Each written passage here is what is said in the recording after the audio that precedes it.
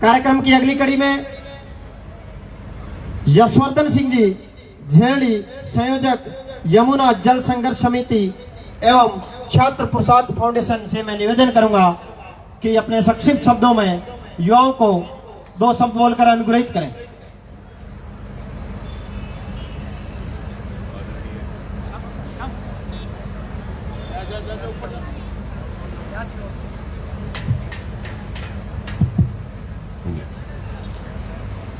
मंच पर विराजे आदरणीय बाप जी श्री श्री 1008 त्रिलोकीनाथ जी महाराज, आदरणीय मानवेंद्र सिंह जी, आदरणीय रूपाराम जी, आजाद सिंह, आदरणीय गुरुजन, मैं सबसे पहले जसवंत सिंह को बहुत बहुत बधाई देता हूं कि वे छात्र संघ चुनाव में विजयी हुए और इतना गरिमामय कार्यक्रम किया। और मैं आपका बहुत आभार ज्ञापित करता हूं कि आपने मुझे इस योग्य समझा कि आपने इस सुंदर कार्यक्रम में मुझे इनवाइट किया। बहुत बहुत आभार। छात्र संघ चुनाव बड़े चुनौतीपूर्ण होते हैं, बहुत सारे संघर्ष होते हैं और इन संघर्षों से जो विजयी होते हैं वे आगे चलकर बड़ा नाम कमाते हैं। भारत की राजनीति में आदरणीय चंद्रशेखर, आदरणीय लालू यादव जी, आदरणीय रामविलास पासवान, नीतीश कुमार और छात्र संघ चुनाव नहीं जीतने के बावजूद आज राजस्थान के मुख्यमंत्री अशोक गहलोत साहब, ये सब बड़े बड़े नाम हैं। तो मेरी पूरी दुआ है कि जसवंत भी इसी क्रम में आगे बढ़े और एक बड़ा नाम बने, ये हम सब की दुआ है। छात्र संघ चुनाव जीतने के बाद बहुत सारी चीजें होती हैं, बहुत लोग बड़े बड़े यानी जो समर्थक होते हैं वो उसको चढ़ाने की कोशिश करते हैं। तो मेरा ये सुझाव है कि चुनाव जीतने के बाद थोड़ा परिपक्व होने की थोड़ा इंतजार करना चाहिए। हमारे सामने 3 एग्जाम्पल हैं। आदरणीय राजेंद्र सिंह जी राठौड़ साहब जब छात्र संघ का चुनाव जीते उसके बाद में उनके समर्थकों ने कहा कि आपको तुरंत एमएलए का चुनाव लड़ना चाहिए और उन्होंने पहला एमएलए का चुनाव लड़ा, उनके 2500 वोट आए। फिर दूसरा चुनाव लड़ा चूरू से, फिर वो चुनाव हार गए, लेकिन उन्होंने जगह नहीं छोड़ी और 1990 में वो चुनाव जीते और आज 7 बार से विधायक। उसी क्रम में प्रताप सिंह खाचरियावास और गजेंद्र सिंह शेखावत, ये दोनों एक ही साल, एक जयपुर विश्वविद्यालय से चुनाव जीते, एक जोधपुर विश्वविद्यालय से चुनाव जीते। प्रताप सिंह जी चुनाव जीतने के बाद 93 का चुनाव हारे, 98 का चुनाव हारे, 2003 का चुनाव हारे, 2004 का लोकसभा चुनाव हारे, लेकिन उन्होंने भी जगह नहीं छोड़ी और आज वो कैबिनेट मंत्री हैं। गजेंद्र सिंह जी 92 में चुनाव जीते और उसके करीब 22 साल तक उन्होंने इंतजार किया कि पार्टी उन्हें इस योग्य समझे कि वो कैंडिडेट बने और 22 साल के इंतजार में वो सतत लगे रहे और आज केंद्र में मंत्री हैं। तो इसलिए धैर्य बहुत जरूरी है और आप इस महाविद्यालय को रिप्रेजेंट करते हैं। तो मेरी आपसे और आपके पूरे समर्थकों से ये रिक्वेस्ट है कि जितने भी लोग इस महाविद्यालय में पढ़ते हैं, जो आपके साथ रहे, जो साथ नहीं रहे, उसमें मतभेद और मनभेद का जो डिफरेंस होता है वो हमेशा साथ रखें। मतभेद हो सकते हैं, मनभेद नहीं होने चाहिए। और हम जब पहली बार, स्कूल में तो इतना लगता नहीं, लेकिन जब हम पहली बार कॉलेज में एडमिशन लेते हैं तो सबसे पहले आरक्षण अनारक्षण की बातें दिमाग में डाली जाती हैं, धर्म और जाति का विभेद दिमाग में डाला जाता है। आज पूरे भारत में एक भी नागरिक ऐसा नहीं है जिसके पास आरक्षण नहीं है। प्रत्येक व्यक्ति के पास आरक्षण है। SC, ST, OBC, MBC, EWS 100% नागरिकों के पास किसी न किसी तरीके से आरक्षण है। तो आरक्षण के कारण किसी तरह विभेद नहीं पैदा किया जाए। और धर्म की बात जहां तक आती है तो हमें भारतीय संविधान का आदर करना चाहिए और भारतीय संविधान की जो मूल भावना है उसको लगातार स्थापना का प्रयास करना चाहिए।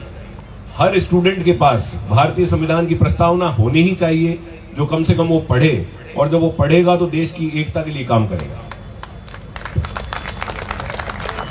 अभी संवैधानिक ढांचे की बात जो चल रही है, आदरणीय जसवंत सिंह जी साहब जो पूरे विश्व में आदरणीय पूजनीय हैं, अगर आप उनकी जीवन यात्रा देखेंगे तो जितने ग्रेस और जितने कॉन्स्टिट्यूशनल तरीके से उन्होंने राजनीति की वो हम सब के लिए सीखने लायक है। आज जो राजनीति चलती है, मैं हर जगह मजाक में कहता हूं कि आजकल जो राजनीति चलती है, हमारा राजनेता एक बंद पंखे के नीचे भाषण देता है कि तू मुझे जानता नहीं, तुझे घूमना पड़ेगा, तुझे घुमाकर छोड़ूंगा। इससे बढ़िया है कि बटन दबा दो, पंखा चलने लग जाएगा। लेकिन वो शोर की जो राजनीति है वो सबको अच्छी लगती है। इसलिए संवैधानिक ढांचे के अंदर जो राजनीति करोगे वो लंबी चलेगी, आपको बहुत दूर तक ले जाएगी, वरना कुछ समय में बर्नआउट हो जाओगे। संवैधानिक ढांचे की बात मैंने इसी तरह का, जैसे मेरा अभी परिचय दिया गया यमुना जल संघर्ष समिति का संयोजक, मेरे जिले में 4 टोल चलते थे, चारों अवैध चल रहे थे। मैं उनके खिलाफ, संविधान ने जो मुझे ताकत दी है, मैं सुप्रीम कोर्ट तक गया, सामने बड़े बड़े वकील थे, मैंने खुदरे केस लड़ा वकील न होने के बावजूद। और अभी कुछ दिन पहले उस टोल कंपनी से 123 करोड़ रुपए की रिकवरी के आदेश हुए कोर्ट द्वारा। यही स्थिति हमारा जो जिला है, जैसे जैसलमेर आपका जिला है, इन दिनों तो पानी हो गया, हमारे यहां खत्म हो गया। तो 1994 में आदरणीय भैरू सिंह जी ने एक एग्रीमेंट किया था जिसके तहत हमें पानी मिलना था। 1994 का 2023 आ गया, हमें पानी नहीं मिला। तो मैं एक आम नागरिक के नाते, बिना किसी पद पर होते हुए, संविधान ने जो मुझे हथियार दिए हैं, सूचना का अधिकार, लोकायुक्त, हाईकोर्ट के PIL और एंटी करप्शन ब्यूरो, तो मैंने RTI से डॉक्यूमेंट निकलवाए। फिर मैं कोर्ट गया और एक सामान्य नागरिक की अपील पर, कोर्ट की फटकार पर राज्य सरकार को 31,000 करोड़ रुपए की DPR बनानी पड़ी। तो मैं आप सब युवाओं से ये प्रार्थना करता हूं कि आपको संविधान ने जो हथियार दिए हैं, बिना उत्तेजना के, बहुत समझदारी से उनको काम में ले। और यहां जितने छात्र बैठे हैं, मैं उनसे एक बात और कहना चाहता हूं कि आप जितने छात्र यहां बैठे हैं, आप अपने छोटे भाई बहनों के रोल मॉडल हैं। आप जितना अचीव कर लोगे, आपके छोटे भाई बहनों के लिए उतना बड़ा रास्ता आप खोल दोगे। आपके छोटे भाई बहन कम से कम उतना अचीव तो करना की सोचेंगे जितना आपने कर दिया। हमारे जिले में ढाणी है, छोटी सी ढाणी, कासनियों की ढाणी, कासनिया जाटों की ढाणी है, उसमें एक बच्चा IAS बन गया। IAS बन गया तो उसके छोटे भाई ने देखा कि मेरा भाई IAS बन गया, वो भी, उसने भी तैयारी की, वो भी IAS बन गया। तीसरा जो भाई था वो RAS बन गया।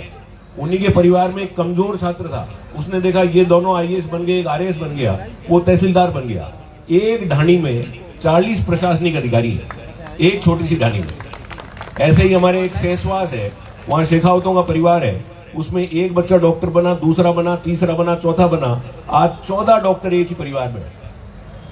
अभी आदरणीय रूपाराम जी साहब को आप मेरे गांव पधारे हुए हैं, हमारे यहां से बहुत गरीब से, हमारे बिल्कुल परिवार के सदस्य, आपके सीनियर भी रहे हुए हैं, मालीराम जी वर्मा, वो मेघवाल परिवार से आते हैं। उनका बिट्स पिलानी में एडमिशन हुआ, जो भारत की सबसे बढ़िया कॉलेज है, और वो राजस्थान PhD के चीफ बने। तो और उनके जो छोटे भाई के बच्चे थे, जब उन्होंने देखा कि हमारे बड़े फादर राजस्थान PhD के चीफ बन गए, तो वो भी IIT क्लियर कर गए। तो आप जितना करेंगे उतना आपके छोटे भाई बहन आपकी नकल करते हुए उतना ही बड़ा बनने की कोशिश करेंगे। तो मेरी आप सब छात्रों से ये विनती है कि ये सुनहरा मौका है, आप लोगों के परिवार, आपके पेरेंट्स आपको इतने अच्छे कॉलेज में पढ़ा रहे हैं, उनको धन्यवाद दें और इस मौके का भरपूर उपयोग करें। आदरणीय महाराज हमारे बीच बैठे हैं, आदरणीय भगवान सिंह जी रोड साहब हमेशा कहते हैं कि भौतिक और राजनीतिक उन्नति के साथ साथ आध्यात्मिक उन्नति की भी बहुत जरूरत है।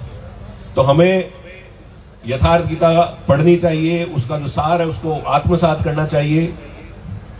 गीता कहती है कि सब मानव ईश्वर की संतान है, कोई ऊंचा नहीं, कोई नीचा नहीं, सबको प्रेम करो, सबको बराबर रखो। उसी भावना के साथ यदि आप राजनीति भी करेंगे तो आपको राजनीति में आगे बढ़ने से कोई नहीं रोक सकता। मैं पुनः जसवंत सिंह को बहुत बहुत बधाई देता हूं। ईश्वर आपको खूब उन्नति दे, प्रगति दे। आपका बहुत बहुत आभार, धन्यवाद। कुछ इस प्रकार के